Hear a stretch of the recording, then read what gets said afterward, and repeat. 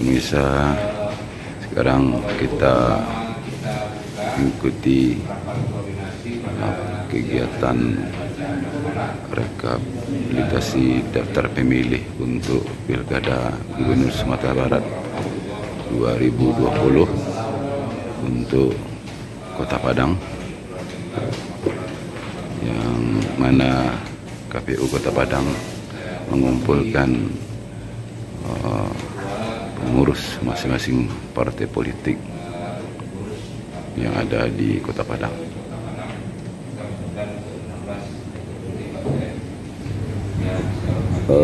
Untuk diketahui pemirsa, dari hasil rekap di tingkat kecamatan untuk daftar pemilih sementara untuk wilayah Kota Padang, dari 11 kecamatan dan 104 kelurahan yang ada di Kota Padang, jumlah TPS sebanyak 1939 dan jumlah pemilih sebanyak 615.307 orang. Dan berencana besok KPU Kota Padang akan melakukan penetapan daftar pemilih tetap. Jadi pemirsa, hasil rekap yang telah dilakukan masing-masing PPK kecamatan yang ada di Kota Padang selama ini tentang daftar pemilih sementara Pilkada 2020 akan ditetapkan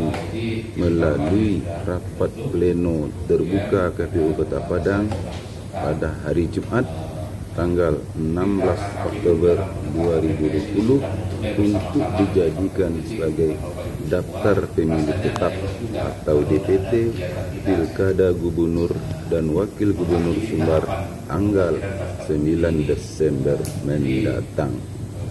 Guna menghindari terjadinya kerumunan sesuai aturan protokol COVID, KPU Kota Padang rencananya hanya akan mengundang masing-masing tim kampanye 4 pasang calon tanpa melibatkan lagi pengurus atau perwakilan dari 16 partai politik peserta pemilu 2019 lalu.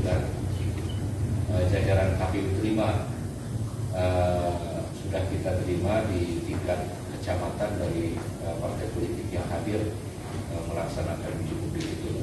Nah, hari ini sebelum penetapan DPT, mungkin kami ingin meminta masukan juga, tanggapan terakhir dari Bapak Ibu semua agar penetapan DPT besok itu berjalan dengan lancar, kemudian tidak ada dari konstituen partai politik yang jumlahnya banyak, di akhir nanti kita sadari itu tidak terdaftar sebagai pemilih dalam pemilihan gubernur.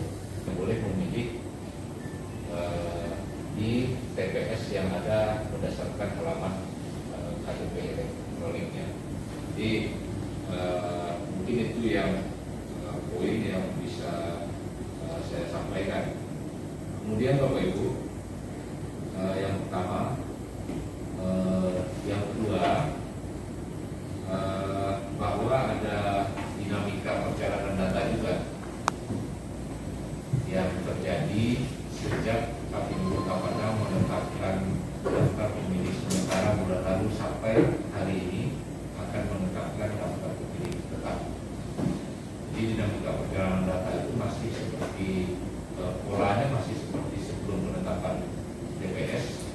Ada pemilih baru, ada pemilih tidak memenuhi syarat. Kalau yang baru ditambahkan sebagai pemilih baru, kalau yang tidak memenuhi syarat itu dicoret dari daftar pemilih, tidak memenuhi syarat meninggal dunia, tidak domisili dan lain sebagainya, Bapak Ibu.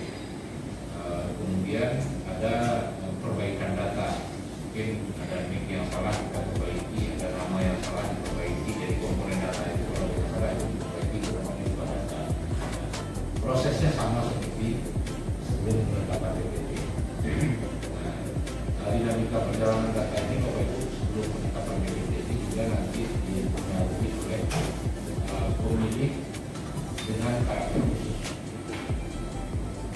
Seperti apa contohnya pemilih yang berada di tadi kita sudah melaksanakan rapat koordinasi dengan seluruh pimpinan partai politik tingkat Kota Padang terkait dengan dua hal.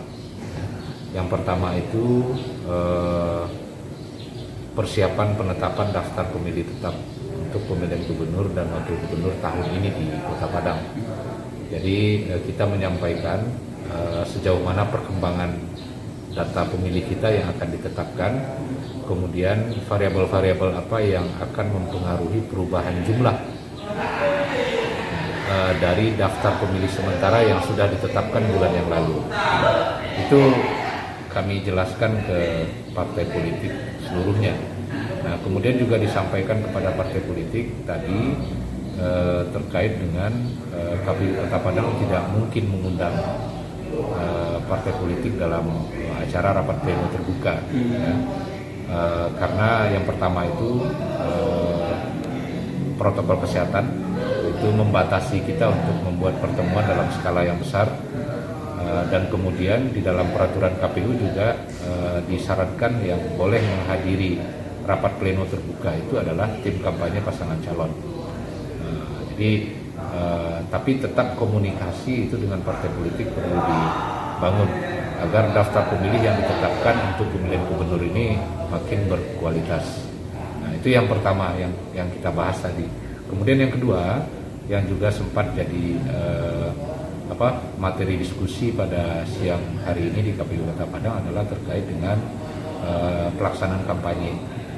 Pelaksanaan kampanye ada beberapa hal terkait dengan pemasangan alat peraga kampanye.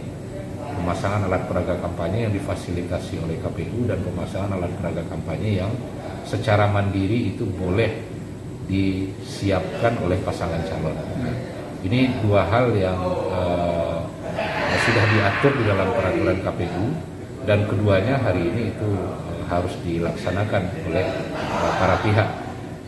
Harus dilaksanakan oleh KPU sosialisasinya, harus dilaksanakan oleh pasangan calon ketentuannya, kemudian harus dilaksanakan penegakan hukumnya oleh Bawaslu dan pihak kepolisian. Nah, alhamdulillah sekarang kan ini sudah berjalan.